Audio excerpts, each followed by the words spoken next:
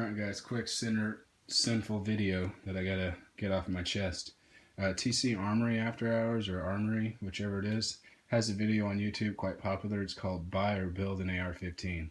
And of course he built one from scratch, and he also bought one and then modified it and almost came out to the same price, which I really don't understand how you can do that, whether you fanboy it out or not, which is partially what this gun is.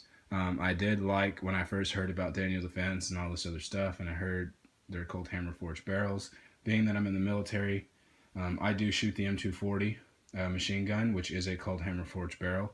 Very accurate barrel, although it's not for anything when it comes to like precision. It's mainly just, rate of fire. But either way, those barrels are cold hammer forged for a reason. And if I can get more longevity out of my barrel life, then I'm all for that.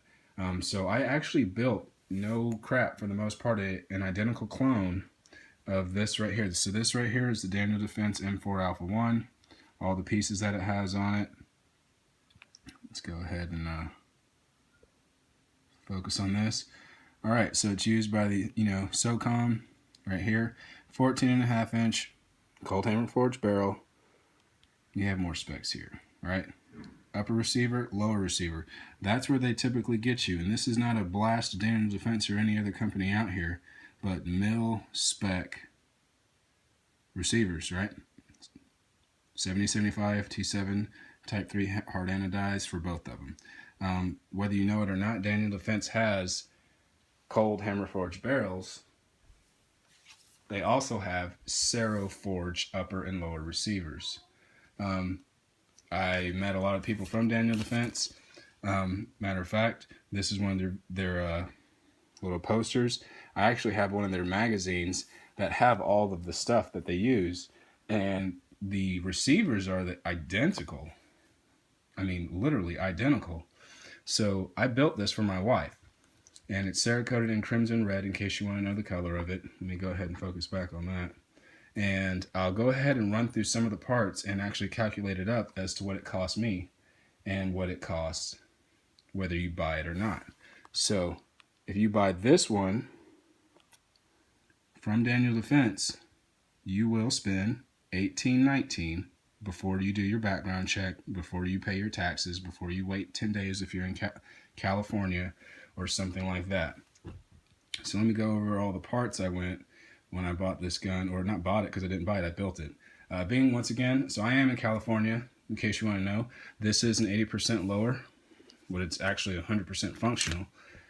There's nothing wrong with it, has nothing on it, so I'll show you the serial number that doesn't exist, and a lot of people are all weird about that. But if you could see right here on the lower receiver, it is a Cero forge marking, same forge markings that they have on Daniel Defense guns, as well as the upper. I bought the set, the upper and lower, for $91 shipped from righttobear.com. I've actually built 5 AR-15s because it's so much cheaper to build than to buy. So $91 for my upper and lower, and that was shipped. So $91 plus. I actually do have a standard mil-spec lower parts kit that I got on sale. Actually, I think, yeah, I did. So it was like 55 bucks. Let's say shipping was max 10, 65 plus 65. The buffer tube kit I actually got on Joe Bob Outfitters. I believe I spent maybe 40 bucks on that. The VTAC, Troy VTAC Alpha Rail that you see right here, I actually found on eBay for $113. It was already Cerakoted black. It was actually somebody who had a large surplus of them from a deal he had, and was just selling it to get rid of it. So I paid $113 for that. Spikes Dynacomp to bring it out to 16 inches. That was 80 bucks. Daniel Defense, I have their clamp gas block, and I have a Spikes Tactical Melanite gas tube. This is a mid-length, so those two combined would bring me back to about 70. The Daniel Defense grip, buttstock, and vertical grip you can get as a set for $120, but I scored a deal getting them all brand new for $95.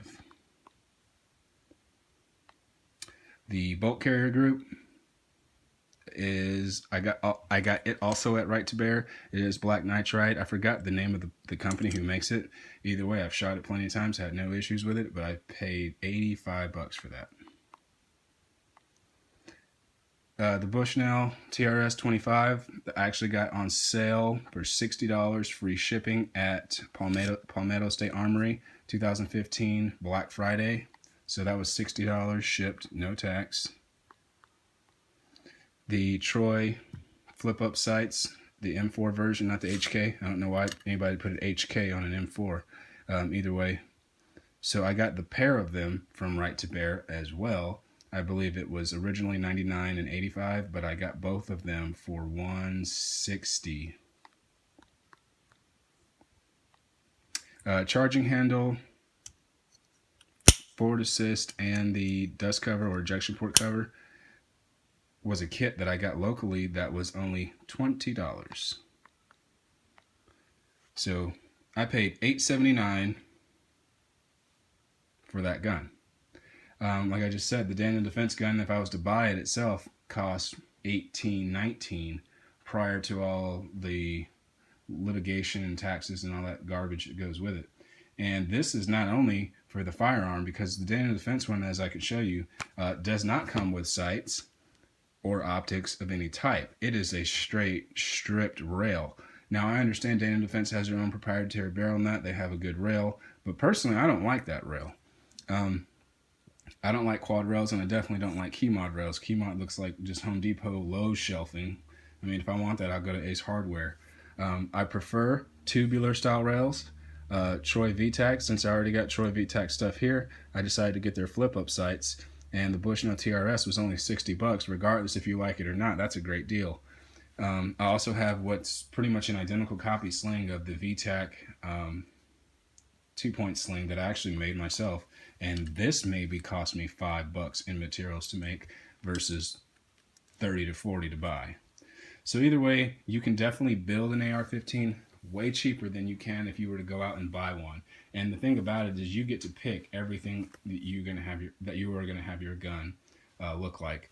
Once again, this is Cerakoted in the crimson red, and I bought the upper and lower. Another part of it I don't want to leave out, I got these shipped for $91. They were both raw aluminum, so they weren't anodized, they were raw. Reason I did it that way, because I knew I was going to have them all the same color. I have 5 AR-15s, like I said, and I can show you the rest of them right now, but there's really no point. I wanted them all the same color, as well as the buffer tube, so it matched. So I buy raw upper and lowers whenever I find the handguard, whether it be on sale, cheap somewhere, and a standard mil-spec buffer tube 6 position, then I go get them coated on myself. And even this alone cost me about $116 to get these all Cerakoted. So let's add that up. Still not even at $1,000 yet. $995. So for $1,000, I have an $1,800 gun with iron sights and optics. Peace out.